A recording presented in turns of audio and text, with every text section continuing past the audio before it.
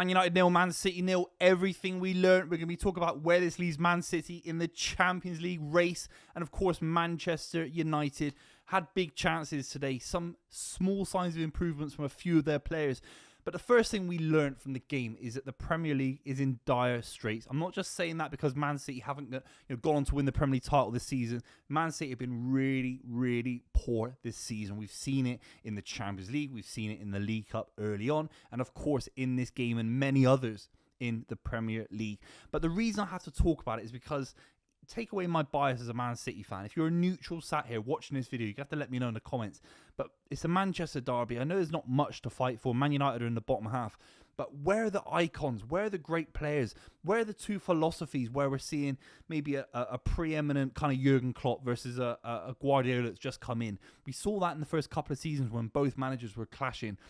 Amorim versus Guardiola, there's a bit of juice there, there's a bit of spice.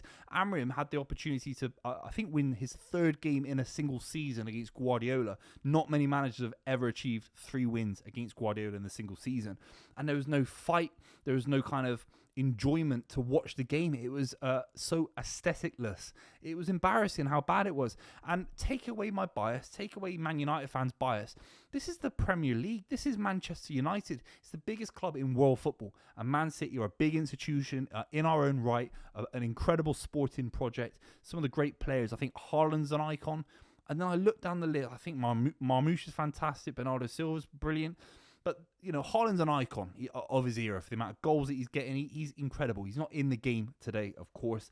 You look at Man United, I think Bruno's an icon. But then De Bruyne's being kind of paraded around the pitch at the end, and he got given the full game against Manchester United, which I don't think he quite deserved based on a footballing level, with all due respect to Kevin De Bruyne. And then you actually think one of the icons of the Premier League is leaving. Maybe another one in Salah, another one in Trent, another one in Van Dijk. You think Saka's an icon.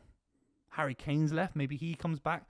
The Premier League is actually looking like every game has massive VAR decisions that are ruining the entertainment of the game.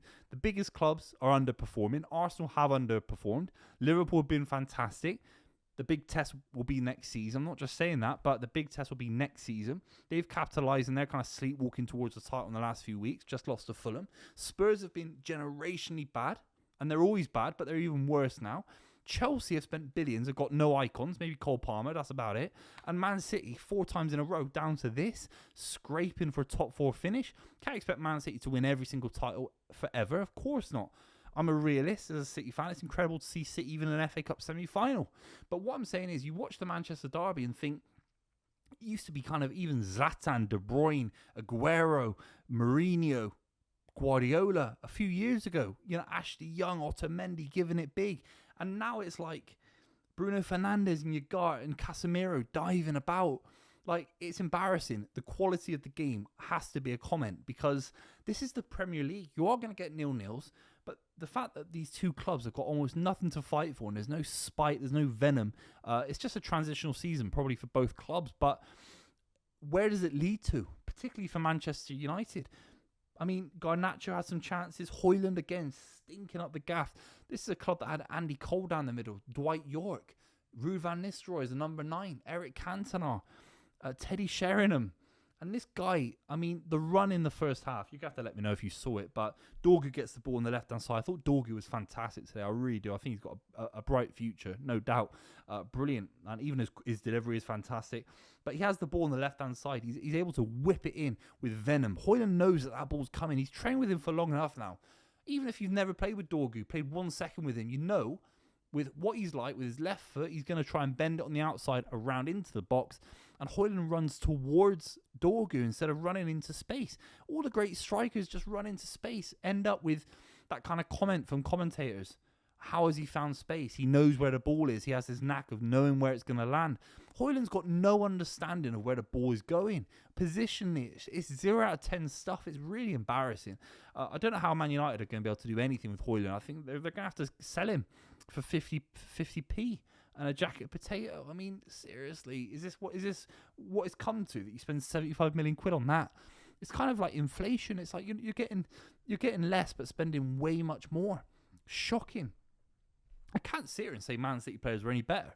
I thought Bernardo Silva had a couple of decent moments. Marmoush had a nice free kick. Not much, don't get me wrong. Phil Foden hooked in the 65th minute, I think it was.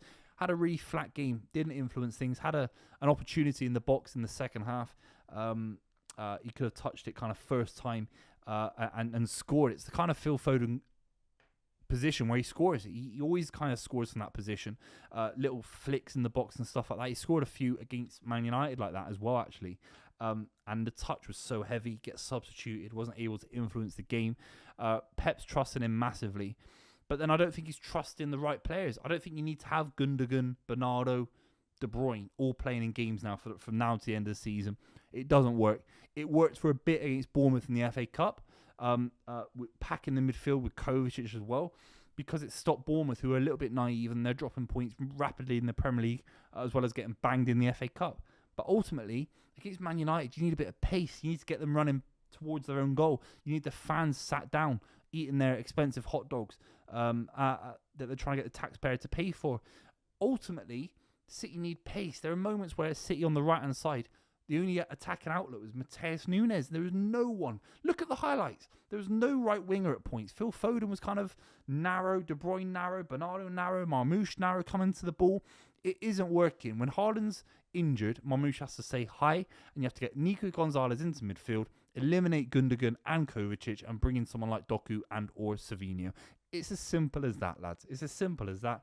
You take 0-0 because if City lose the game, which City probably deserve to lose with big chances from from Garnacho, that actually City are in a world of pain going into those Champions League positions. There's not much to talk about now for United because it doesn't matter if they'd won 10-0. They're not going to finish in the top half this season. But City have got Newcastle United, Aston Villa breathing down our necks. Chelsea are shocking and still above Manchester City with a draw against Brentford, which has equalised the result today. Palace at home, not a formality. Everton away is really tricky. Can't break down Everton. I don't see how City are going to break down Everton. Villa at home, very hard. Then you've got a big game at Wembley against Forest. Wolves at home, Southampton away, which is a foregone conclusion. That one is.